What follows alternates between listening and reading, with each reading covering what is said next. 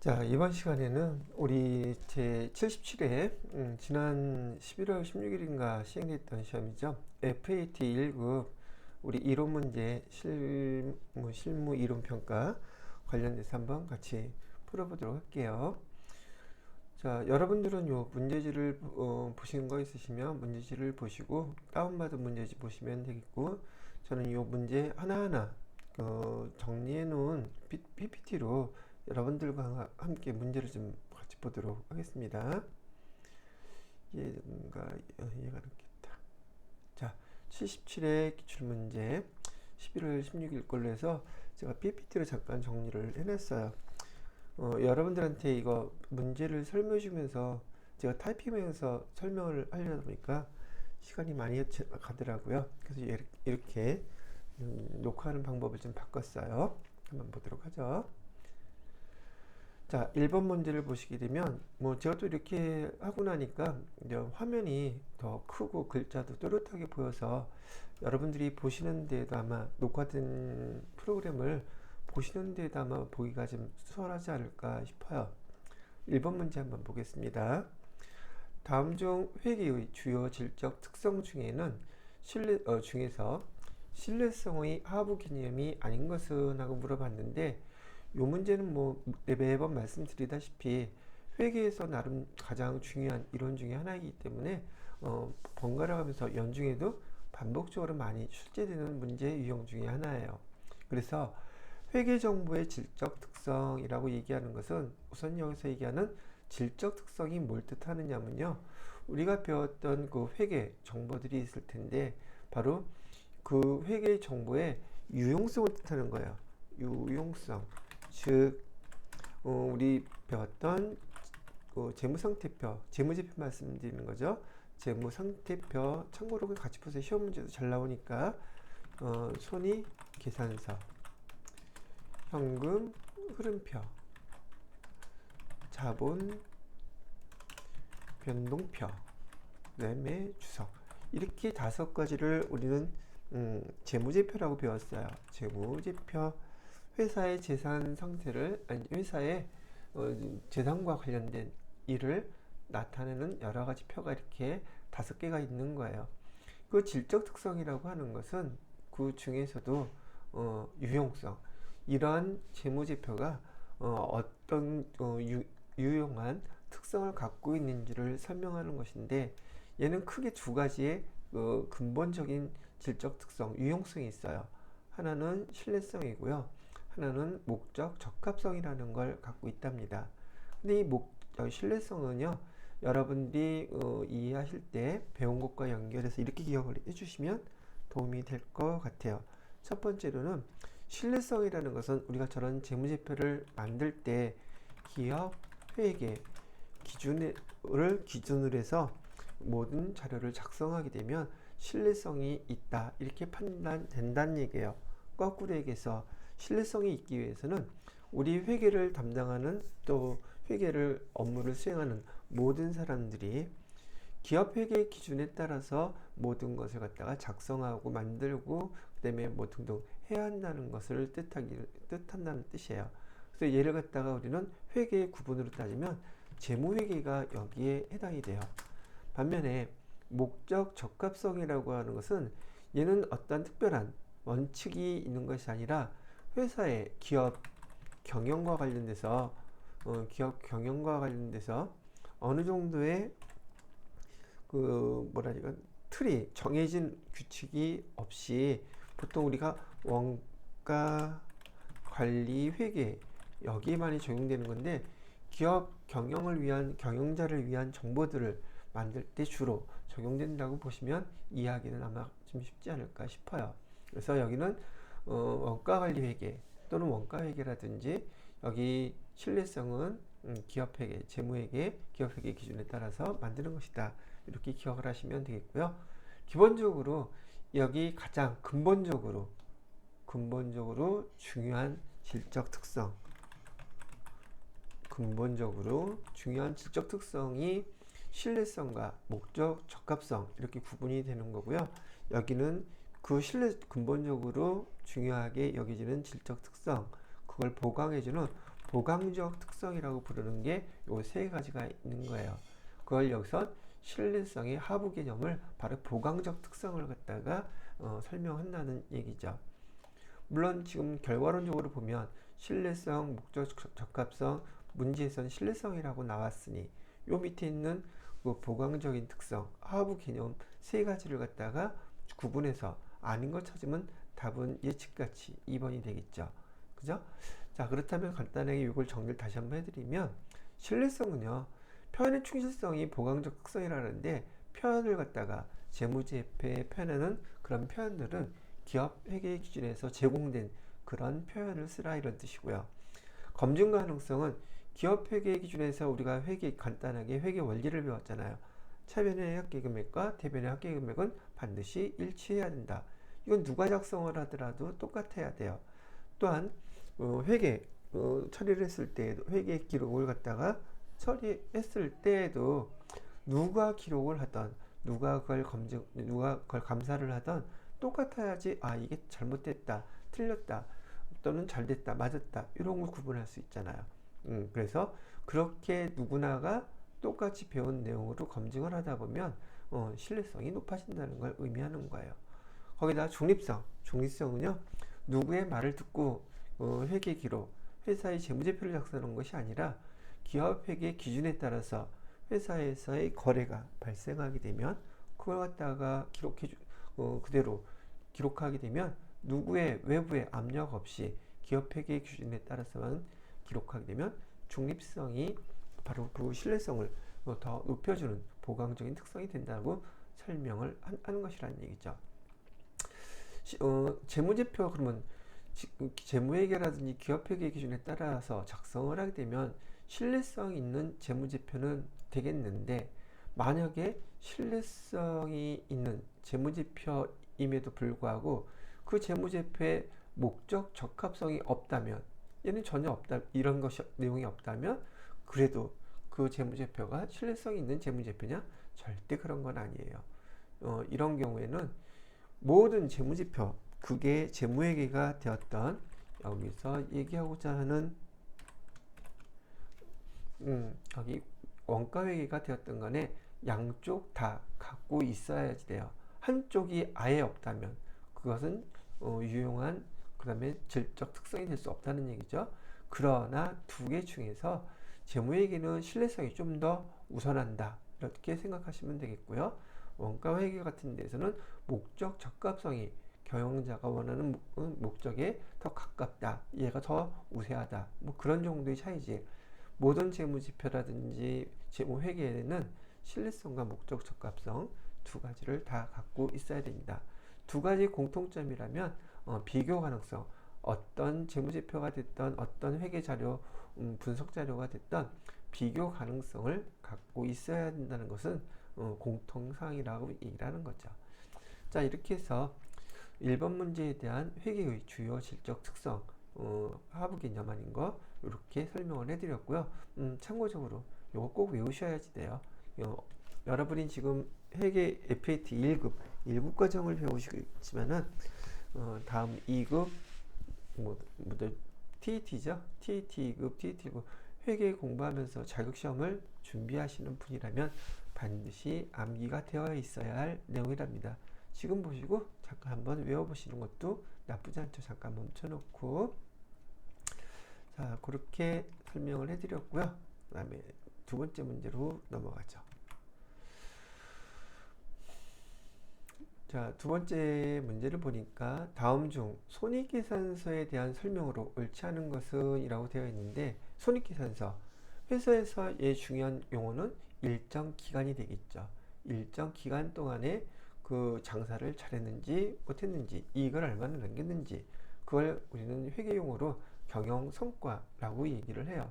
일정 기간 동안에 경영성과를 갖다가 측정하는 데 유용한 정보를 제공한다. 예, 맞는 말이겠고요.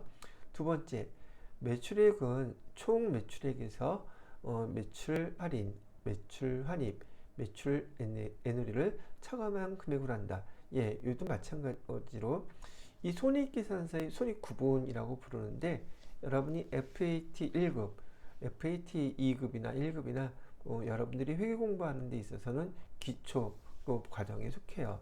기초 과정에서 많은 내용들을 갖다가 습득을 해 놓으셔야지 그 다음 단계로 넘어갔을 때 그 다음에 내용들을 이해하실 수 있고 쉽게 받아들일 수 있게 된다는 얘기죠. 만약에 이걸 모르신다면 결국 또 다시 이걸 반복해서 나중에 TET급이나 TET 1급 또는 회계 공부할 때 또 이걸 암기를 하셔야 돼요.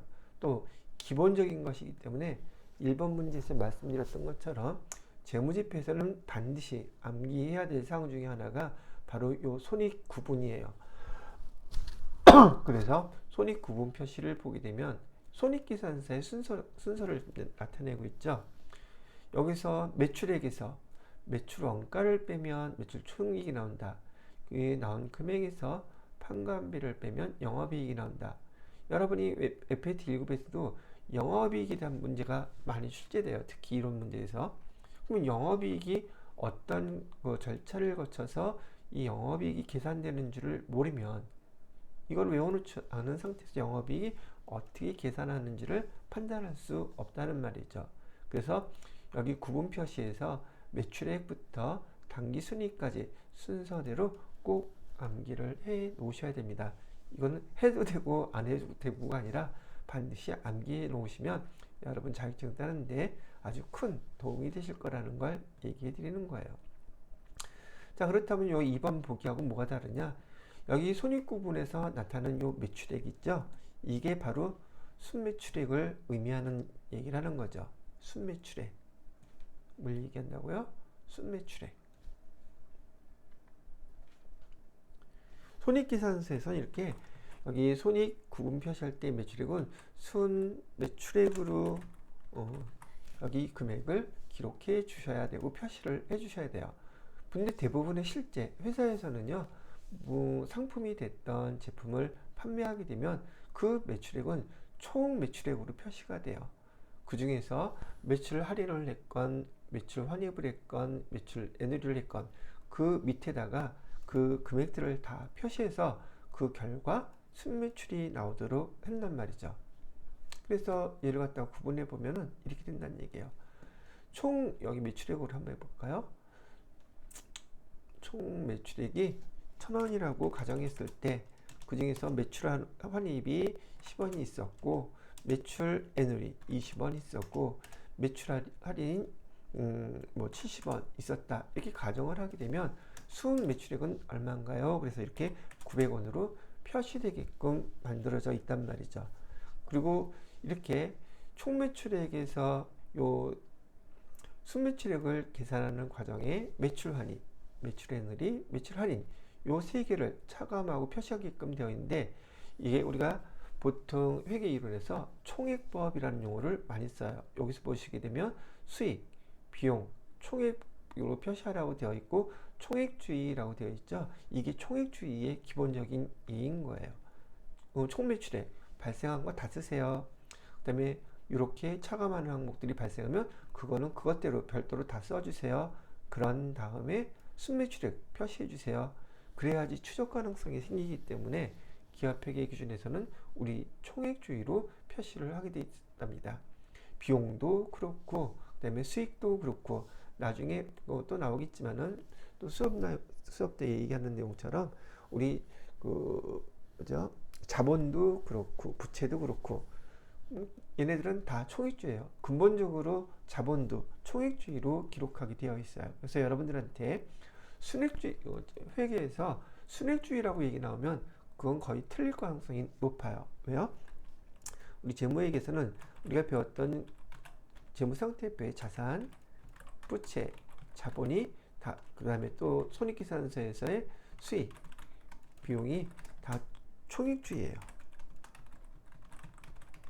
근데 여기서 좀 유의해야 될 것은 자본 계정은요, 기업 회계 기준에서 언급된 내용이 있다면 차감해서 표시도 할 수 있게끔 되어 있는데, 일단 기본적으로 총액주의를 기준으로 한다는 거 이론상에서도 가끔 물어보니까 이렇게 이해를 해주시면 되겠습니다. 그럼 매출액에 대한 건 이해가 되셨죠? 그럼 매입에서는 어떻게 될까, 이렇게 생각을 해보게 되는데, 여기 4번에 보시게 되면 단기 상품 매입액에는 매입 애누리, 매입 환출, 매입 운반비를 차감하여 순매입액에 계산한다. 이런 표현이 있죠. 이건 매출 설명했으니까 반대로 매입액도 설명을 해볼게요. 그러면 더 빨리 이해가 되실 것 같으니까요. 총 매입액도 마찬가지로요. 우리가 상품이나 원재료를 사갖고 왔을 때 총 매입액 다 표시해 주셔야지 돼요. 사오면서 그쪽에서 빼준 매입 환출, 매입 애누리, 매입 할인 이건 다 빼주시고요. 그런 다음에 그걸 우리는 순매입액이라고 불러요. 순매입액에다가 부대비용은 추가로 발생한 비용은 더해줘야 돼요. 여기 지금 항목 세 가지는 총 매출액에서 총 매입액에서 빼주는 항목으로 나타나지만 이 순매입액에 추가적으로 발생한 부대비용 얘는 더해줘야지 돼요. 얘네들은 뭐 깎아주는 의미잖아요. 근데 우리가 장사할 때는 순매입액에다가 이거 우리가 원재료나 상품을 사갖고 온 그 금액 이외에 부대비용이 추가로 발생했다면 손해보지 않기 위해서 우리가 추가로 발생한 운반비 같은 것, 여러분이 많이 배웠던 운반비는 더해줘야지 내가 손해를 안 보겠죠. 그래서 여기서 중요한 내용이 뭐였었냐면 단기 상품 매입액, 얘를 갖다가 우리는 총 매입액이라고 불러요. 그 다음에 매입 애누리, 매입 환출, 요거는 빼주라고 그랬죠. 근데 뭐는 더해줘야 돼요? 운반비, 매입할 때 이건 부대비용에 속해요. 그래서 차감하는 게 아니라 얘는 더해줘야 되는 거기 때문에 설명이 맞지 않는 것은 뭔가요? 얘기했던 것은 바로 이게 맞지 않는 답이에요. 옳지 않은 거. 왜? 얘는 차감 항목이 아니라 플러스 더해줘야 되는 항목이기 때문에. 그래서 순매입액을 계산하는 거예요. 이렇게 참고해 주시면 되겠고요. 자, 그다음에 여기 세 번째 보시게 되면 상품은 매출원가.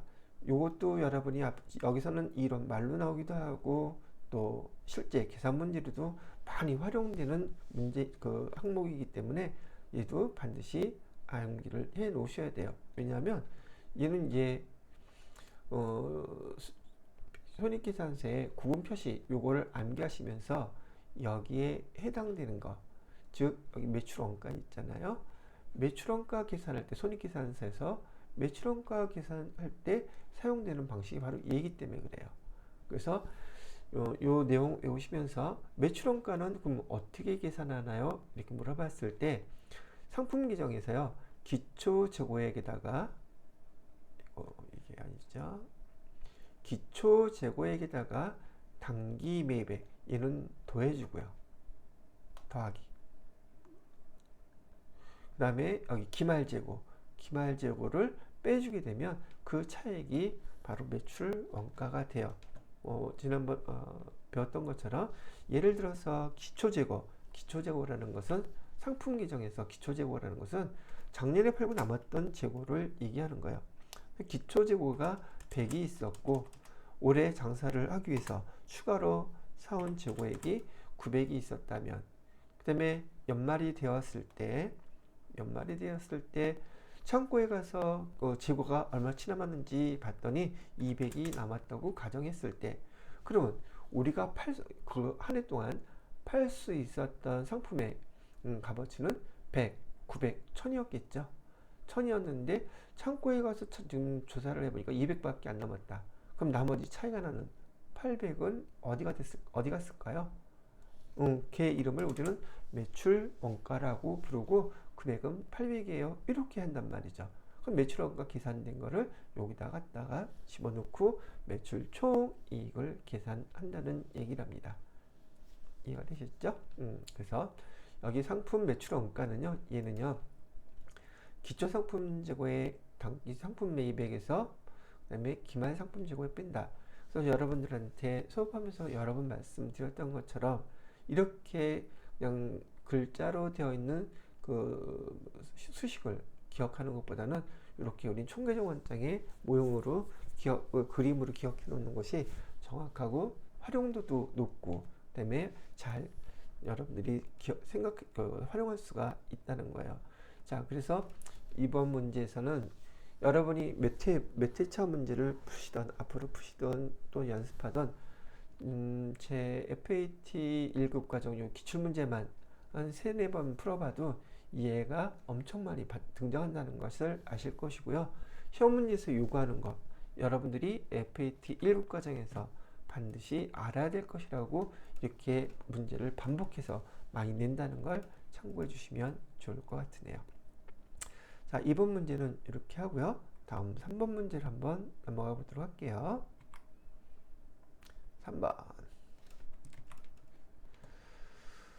3번 문제를 보시면 다음은 항공이 취득한 기계장치에 대한 자료이다.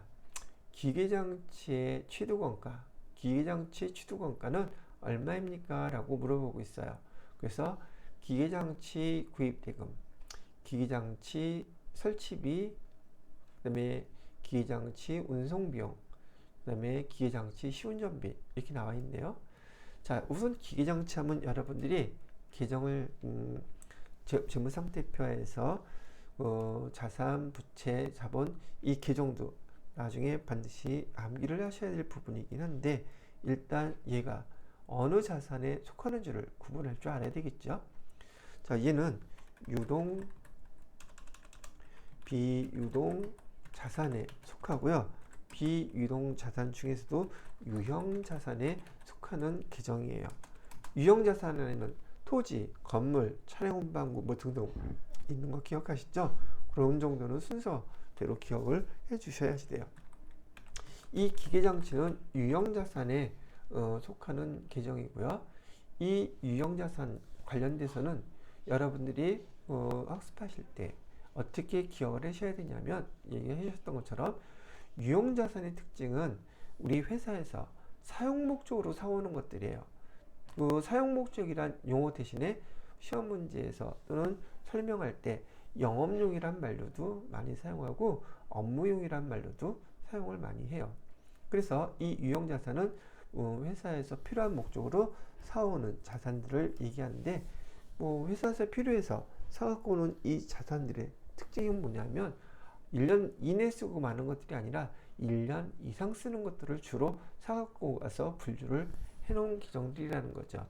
그래서 여러분들이 학습을 할 때는 이론 과정이 됐던 실무 과정이 됐던 이 유동 자산, 특히 유형 자산 취득 과정에서 주로 물어보는 그 내용들을 아셔야 되고, 두 번째로는 사용 과정에서 발생하는 내용들을 아셔야 되고, 마지막 처분 과정에서 어떻게 이 유형 자산들을 사용하다가 처분할 때 회계 처리를 어떻게 해주는지 그거를 아셔야지 돼요.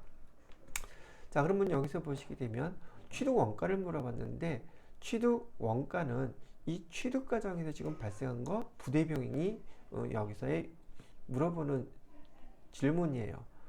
여기 유형자산을 취득할 때 그 부대비용은 어떤 것들이 부대비용인가요? 물어보는다는 얘기죠. 그러면 기계장치를 구입했으니까 구입한 건 당연히 취득 과정의 원가로 포함시켜야 되겠죠. 그래서 물어보는 게 취득 원가니까. 그래서 취득 원가는 이렇게 포함돼야 돼요. 그러면 기계장치 설치비라고 그랬는데 지금 이 설치할 때 기계를 사용할 수는 없죠. 그러면 사용 과정 전이기 때문에 얘 또한 취득 과정이 된다는 거예요. 그래서 얘도 이 금액도 포함시켜 줘야지 될 것이고요. 그 다음에 기계장치 운송비용. 기계장치를 운송한다면 지금 아직 사용하는 중인가요? 사용하는 거 아니죠? 뭐 처분은 더더욱 아닐 것이고 사용할 수가 없어요. 그렇기 때문에 기계장치 운송비용조차도 여기 취득원가에 포함시켜 주셔야지 돼요. 이게 부대비용이에요. 그 다음에 기계장치를 씌우는다. 이제 기계장치를 운전하는데요.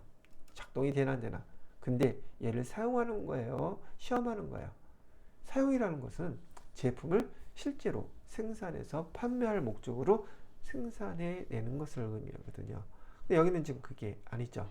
이 시운전비 또한 지금 취득원가에 포함을 시켜 주셔야 된다는 얘기예요. 그러면 취득원가는 이 취득 과정에서 발생하는 거 네 가지 다 합쳐진 금액이 되겠죠. 50만원, 그 다음에 95만원, 100만원, 130만원, 1500만원에다가 130만원 더해지니까 1630만원이 답이 되겠네요. 그죠? 그래서 이렇게 답이 된다. 기억을 하시면 되겠습니다. 제가 지금 여러분들 일일이 타이핑을 이걸 다 하게 되면 학습하는데 어떤 큰 그림, 여기서 내가 지금 어떤 과정을 배우는 거구나 라는 거 이해하기가 쉽지 않을 것 같아서 제가 전체적인 그림을 다 보여드려요. 시험 문제는 여기서도 나오고 여기서도 나오고 한염없이 아주 많이 출제가 돼요. 근데 이제 지금은 문제를 제가 풀어드리는 것이기 때문에 여러분이 수업과 관련돼서 동영상으로 일단 수업을 하신 분들은 지금 제가 똑같은 거를 사용했기 때문에 눈에 더 많이 익숙하실 거예요. 그래서 이렇게 유형자산을 크게 구분해서 지금 딴 때가 아니라 지금 여기 문제 푸시면서 한번 문제 배웠을 때 내가 나온 내용들을 복습하시는 차원에서 익혀두시면 다음 문제 풀 때라든지 다음 자격시험 보실 때 엄청나게 도움이 많이 되지 않을까 싶은 생각은 드네요. 일단 여기 문제에서는 취득과정에 대한 부대 비용만 먼저 설명을 드렸어요.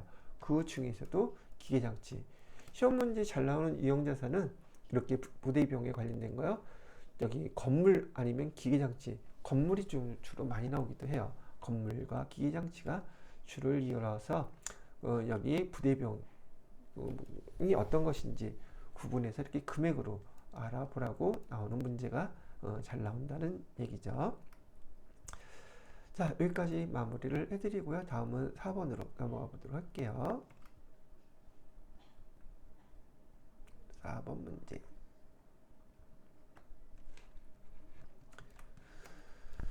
자, 4번 문제는 현금 및 현금성 자산에 대한 설명을 해당되지 않는 거 찾으래요.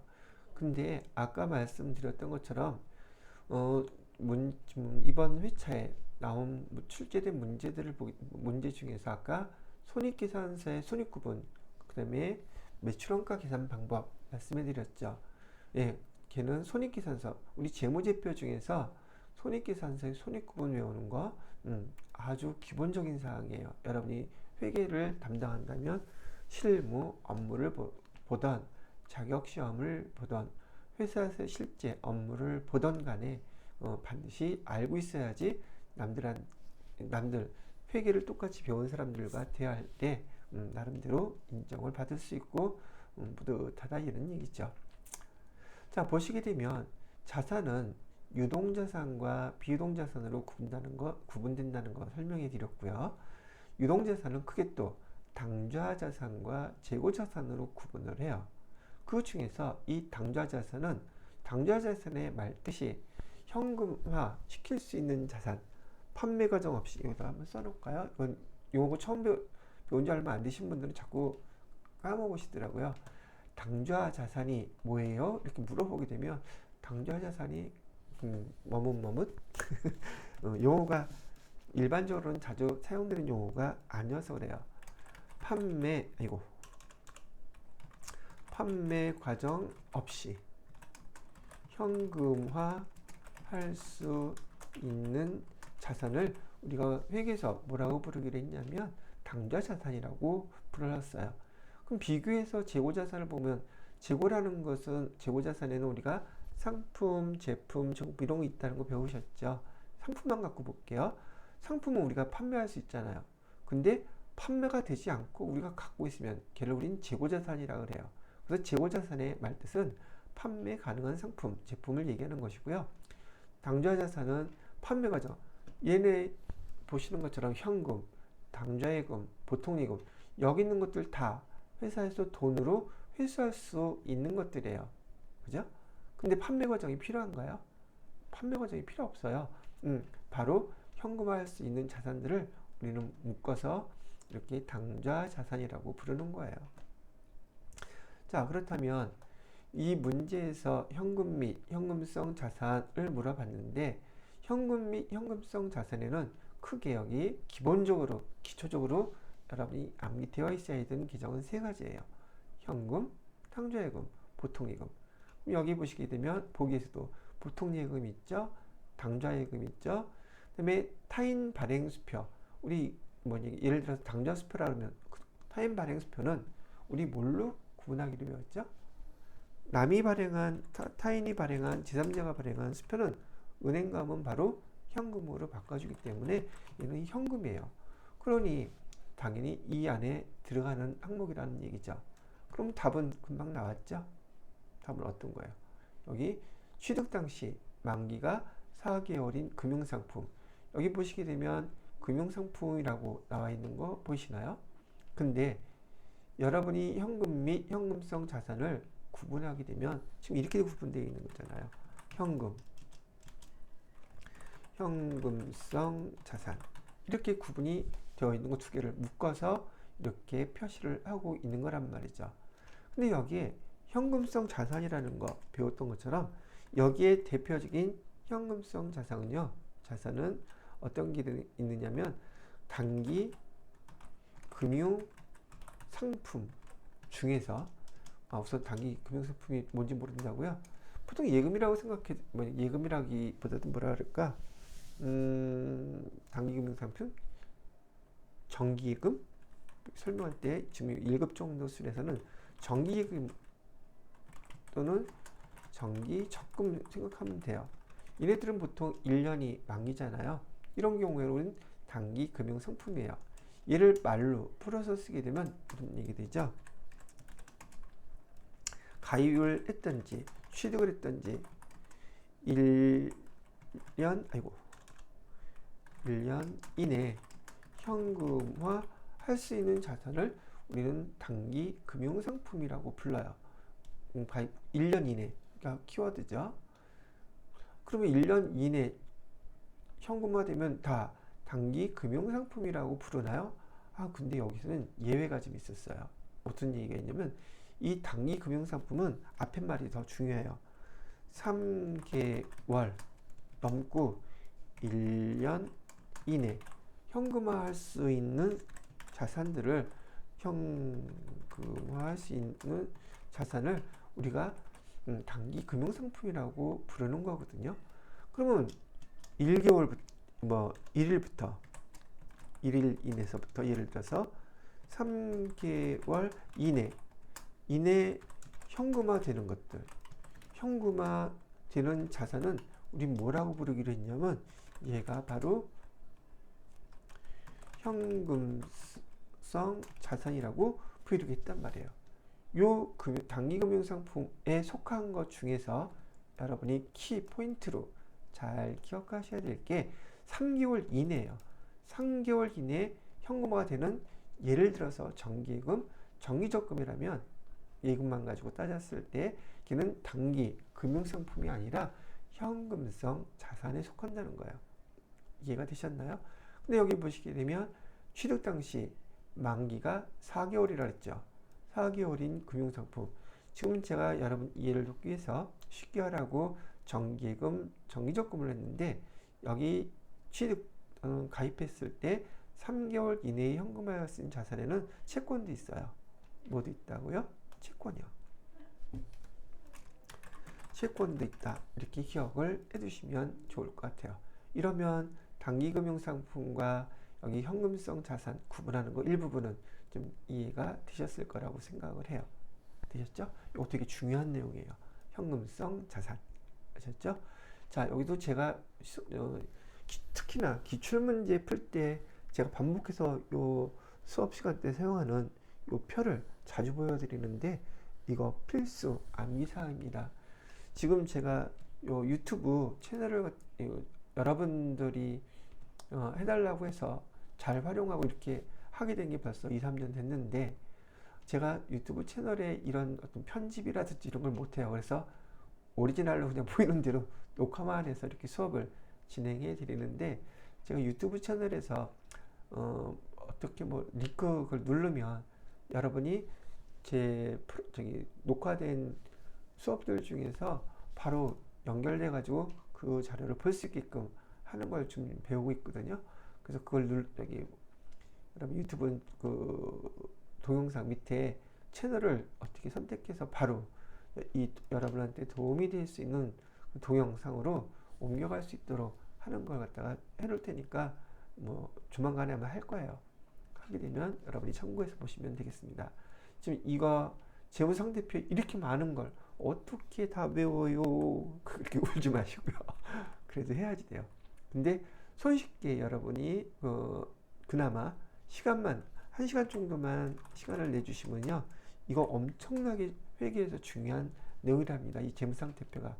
여러분들은 얘를 위해서 회계를 공부한다고 해도 과언이 아닐 정도란 말이죠. 그래서 1시간 정도만 제가 이거 순차적으로 모든 거 설명하면서 천천히 말해 놓은 설명해 놓은 그 동영상이 있어요. 이게 어디 있느냐면 회계 원리 처음 배울 때 회계 원리에서 회계 원리 때는 제가 말도 천천히 또 여러분이 외우기 쉽게 하나하나 체크해 가면서 이 전체 계정을 다 암기할 수 있도록 설명을 해 놓았어요. 회계 원리의 자산편 아마 네 번째인가 다섯 번째 그 재생 목록에서 찾아보세요. 재생 목록에서 찾을 수 있거든요. 금방 재생 목록에서 찾아가지고 시간이 걸리더라도 여러분이 FAT 1급, TT급 자격증 취득하고 싶고 계속 회계 공부하고 싶고 이쪽으로 등등 업무를 직업을 선택하실 분들은 반드시 이걸 통해서 암기를 해 놓으시기 바랍니다. 제가 이렇게 필수 암기 사항이라는 걸 갖다가 여러분이 따라서 그대로 잘 복습을 해 놓으시게 되면 그리고 꼭 암기해 놓으시면 성적은 금방금방 눈에 띄게 자격증 취득하는데 도움이 많이 될 거라고 생각이 들어요. 자, 그래서 4번의 문제까지 풀어봤고 그 다음에 이제 5번의 항목으로 넘어가 보도록 할게요.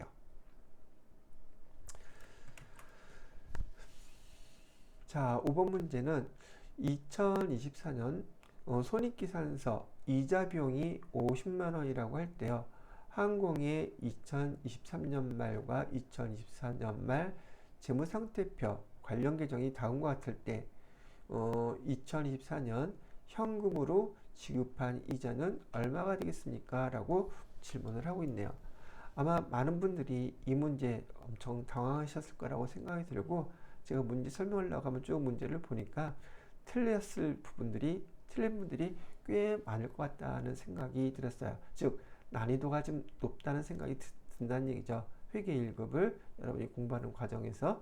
그럼 왜 이게 어렵다고 생각하냐면, 자, 우선 미지급이자 2024년 말이라면 2023년도 말 기말에 미지급된 이자는 결국 2024년도로 2월이 되게 되면 미지급 이자라고 하는 부채에 여기 기초부채가 이렇게 될 거란 말이죠. 그죠? 그 다음에 2024년도 말 미지급 부채는 여기 2월 되는 금액으로 차변에 13만원 이렇게 나오고, 그럼 실제로 돈이 지출된 것은 얼마입니까? 라고 물어보면 지출된 돈은 2만원이에요. 이 차이밖에 없으니까. 그죠? 15만원 그래야지 똑같잖아요. 발생한 거 없다고 쳤을 때. 근데 여기서 보게 되니까 손익계산서의 이자 비용이라고 이렇게 50만원이라고 알려줬단 말이죠. 그죠? 여기 이자 비용은 50만원이라고 알려준 거 요거 말하는 거예요. 그래서 요 총계정 원장으로 활용했을 때 미지급 이자와 그 다음에 실제로 지급된 이자, 손익계산서의 비용 계정이죠. 두 개 합치면 현금으로 지급된 이자는 52만 원입니다. 라고 여러분 시험지 정답에 이렇게 설명을 해 놓은 걸 제가 특이정으로 이렇게 바꿔 놨어요. 근데 얘가 와닿지를 않아. 왜냐면 아직도 여러분 중에는 요 특이정 총계정 원장을 갖다가 이해 못 하시는 분들, 또 이해를 한다 치더라도 익숙하지가 않아서 이런 거를 여러분이 직접 이렇게 작성을 해서 구분할 수 있는 걸 활용할 수 있는 분들이 그렇게 흔치가 않아요. 그래서 얘를 갖다가 여러분이 이해한다면 계정으로도 한번 바꿔서 기말 결산할 때 수정분기로 한번 표시를 해볼 테니까 이해가 되는지 한번 보시도록 하라는 얘기죠. 문제에서는 현금으로 지급한 이자 비용이 얼마냐고 물어본 거죠. 자, 한번 보세요. 12월 31일 날 요거를 만약에 분기 상태로 구분한다면 차변에 이자 비용은 15만 원이 있다는 뜻이고 미지급 이자 15만 원 이렇게 지금 표시가 됐다는 뜻이에요. 이자 비용은 2023년도 비용으로서 손익계산서에 2023년도에 반영하도록 해주고, 얘는 당장 지급할 건 아니지만 2023년 기말 이후에 지급할 거라고 부채로 잡아놓은 거란 얘기죠. 자, 그 다음에 그러면 얘는 이제 2024년이 됐어요. 그럼 이걸 돈을 2024년 어느 날인가 지급을 하게 됐겠죠. 미지급이자 지급을 한 것이고, 그 지급 방법은 현금이라고 가정했을 때 현금으로 이렇게 15만 원이 나갔다는 얘기예요. 그리고 이 이자 비용이라고 손익계산서에 있는 것은 비용으로서 벌써 이자 비용 50만 원 이렇게 처리가 되어 있는 거예요. 그런데 그 중에서 기말에 이 이자 비용으로 처리한 50만 원 중에서 13만 원은 지금 아직 지급하지 않은 이자 비용이에요 라고 얘기를 한 거죠. 50만 원 이자 비용이 2024년도 추가로 발생했었는데 그 중에서 13만 원은 아직 지급이 안 됐대요. 그럼 지급된 건 얼마겠어요? 37만 원이 지급이 됐겠죠. 그래서 요거 지급된 거 두 개 합쳐서 52만 원 값이 됩니다 라고 얘기를 이렇게 해준 거예요. 그 과정이. 그래서 여러분들이 지금 이런 내용을 보고서 분개를 했던 총계정원장을 이해했던 어떤 것 둘 중에 하나를 이해를 하셔야 되는데, 어떤 것이 됐던 간에 회계 1급 정도 과정에서는 요거 구분해 나기가 아주 어려운 난이도가 높은 문제였다는 얘기죠. 뭐 틀렸어도 뭐 크게 이상이 있을 만한 문제는 아니었어요. 요거는 원래 2024년 12월 31일 날 이자 비용, 미지급이자 요거를 분개해서 처리해 놓은 거예요. 요거를 두 개 합친 거예요. 이쪽으로.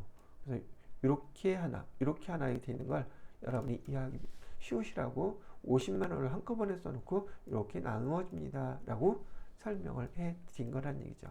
또 하나, 현금으로 지급한 이자 비용은 얼마입니까? 그러는데 뭐 어떤 분이 말씀하시는 것처럼, 아니 이 미지급이자 나갈 때 현금으로 지급했으리란 보장이 어디 있어요? 보통 예금으로 이체할 수도 있고 당좌수표로 줬을 수도 있고 보통 여러 가지 방법이 많이 있는데, 현금으로 지급한 게 얼마인지, 얘가 현금으로 나갔는지 아닌지, 요거는 문제에서 좀 더 이걸 명확하게 해 주었어야 되지 않을까.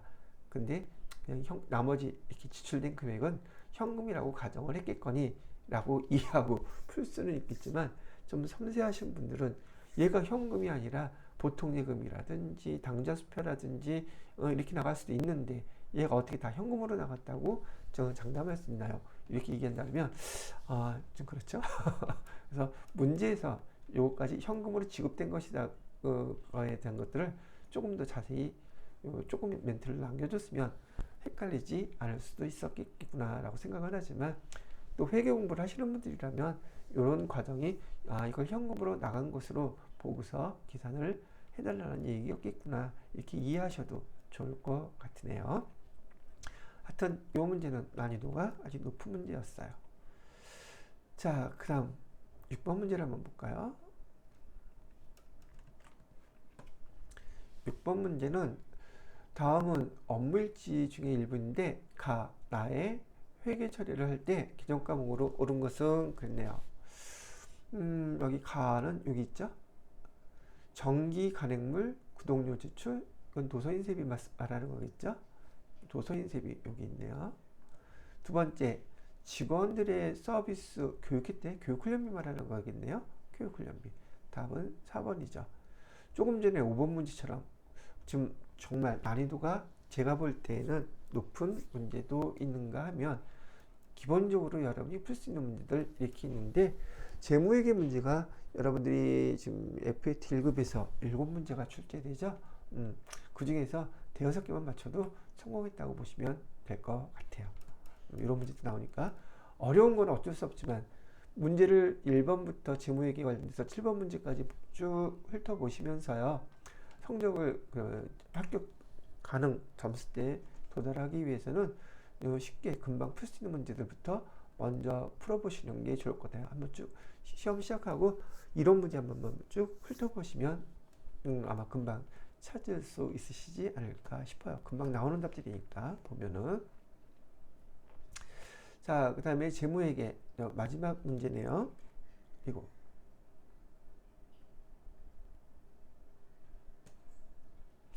자, 보시게 되면 다음 자료를 토대로 2024년 보통 7번 문제는 대부분 시험 문제에서 기말 정리상 문제, 기말 수정분기 문제가 시험으로 출제가 돼요. 회계 처리로 옳은 것은 이라고 되어 있죠. 2024년 5월 1일 소모품 100만 원을 구입하고 대금은 현금으로 지급했대요. 그럼 5월 1일 날 회계 처리는 어떻게 될까요? 좀 여기 있는 회계상의 거래를 제가 여기다가 보기 쉽게 똑같이 써놨어요. 그리고 전액 자산 처리했다라고 나오죠. 여기 소모품 계정에 대해서는요. 소모품 계정에 대해서는 회계 처리를 할 때 자산 처리법이 있고요. 두 가지 방법이 있다는 얘기예요. 비용 처리법. 이렇게 두 가지 회계 처리 방법이 있어요. 이 말 뜻은 뭐냐면 자산 처리법이라고 얘기하는 것은 이렇게 소모품이라고 하는 자산을 이 소모품은 재고자산에 속합니다. 재고자산이에요. 자산으로 기록하라는 것은 처음 구입했을 때 여기에 보시는 회계처리처럼 기록 자체를 소모품이라는 재고자산으로 기록하세요. 이런 뜻이에요. 그리고 12월 31일 기말에 여기 결산할 때 결산 수정분기를 해보세요. 이걸 물어보는 거거든요. 여기 기말에 미사용에 20만 원이라고 그랬어요. 자, 그럼 요걸 갖고 설명을 들어보세요. 5월 1일 날 소모품 100만 원, 현금 100만 원 이렇게 소모품이 있었죠. 얘는 자산이라고 그랬어요. 근데 기말에 보니까 미사용이익이 20만 원이래요. 그러면 이 소모품이라는 계정은 12월 31일에 20만 원만 남아 있어야 되겠죠. 반대로 얘기하면 소모품이 미사용이익이 20만 원이 있다고 하는 것은 80만 원어치는 사용했다는 뜻이죠. 그죠? 그럼 우리 재무상태표에 소모품 재고자산을 100으로 처음에 기록되어 있었는데 이 소모품이 얼마큼이 감소가 돼야 될까요? 얼만큼 감소를 시켜야 될까요? 80만 원어치 사용한 것으로 이렇게 표시를 자산이니까 대변으로 가면 감소잖아요. 100만 원에서 80만 원어치 사용했으니까 이제 20만 원 남아 있겠죠. 그리고 자산이 그렇게 줄어든 것만큼은 비용 처리를 이렇게 하는 거예요. 소모품 비로. 그러면 12월 31일 분기는 어떻게 된다는 얘기예요. 차변에 소모품비 80만원, 소모품 80만원 이렇게 회계 처리를 해 주어야 된다는 얘기예요. 이해가 되셨나요? 자, 그러면 자산 처리법으로 이렇게 설명을 해 드렸는데 그럼 얘를 비교해서 한번 설명을 해 드릴 테니까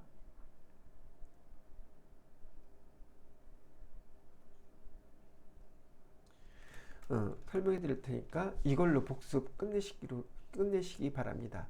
자산처리법은 처음 취득했을 때 자산으로 처리하고 기말에 됐을 때 남아있는 금액을 기준으로 사용된 만큼을 빼고 난 다음에 걔를 비용으로 소모품비 이렇게 처리하라는 얘기였었어요. 그러면 소모품이 20만원 남아있는 거고 소모품을 소모한 만큼 사용한 것만큼은 비용 처리한다. 이렇게 정리를 하셔야 되고요. 비용 처리법은 처음에 이 소모품을 취득했을 때 샀을 때 비용 처리하라는 거예요. 비용 처리하고 현금 이렇게 해주면 돼요. 그런데 지금 12월 31일 기말 정리사항을 정리하지 않게 되면 소모품비라고 하는 비용이 지금 손익계산서에 100만 원이 다 가겠죠. 그죠? 근데 우리가 사용한 게 100만 원인가요? 20만 원 남았다면서요. 그러면 소모품비 계정으로 손익계산서의 계정으로 가야 될 금액은 얼마만 가야 돼요? 20만 원 남았으니까 소모품 비용은 사용한 것만큼인 80만 원만 가야 되겠죠. 그래서 소모품비를 이렇게 대변으로 빼주는 거예요. 소멸시켜 주는 거예요. 비용 계정은 차변이 발생. 이 비용을 대변으로 기록하면 소멸이에요. 그럼 100만 원에서 20만 원을 소멸시키니까 비용이 80만 원 나오죠. 그 80만 원이 손익계산서로 가는 거고, 뭐 자산처리법에서도 비용은 똑같이 80만 원이 손익계산서로 가는 거와 똑같죠. 어떤 방법을 써도 똑같아야 되는 거잖아요.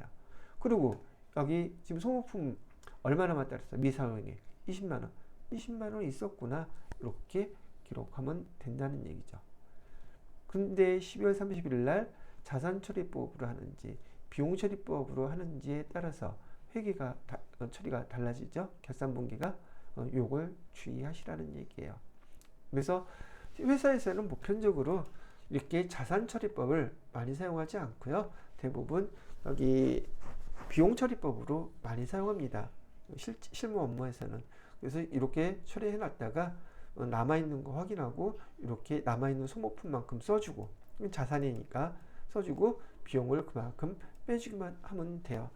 둘 중에 어떤 것이 됐든 간에 하나만 잘 익혀놓고 적용을 해보시고 이해를 하시면 되지 않을까 싶네요. 소모품 관련된 시험 문제 나왔는 건 이게 다예요. 이걸로 정리를 했고 잘 이해하시면 다음 시험에도 도움이 되지 않을까 싶은 생각이 듭니다. 재무 얘기는 여기까지 마치고요. 잠깐 쉬었다가 부가가치세 관련된 문제 세 문제는 다음 시간에 바로 풀어보도록 하겠습니다.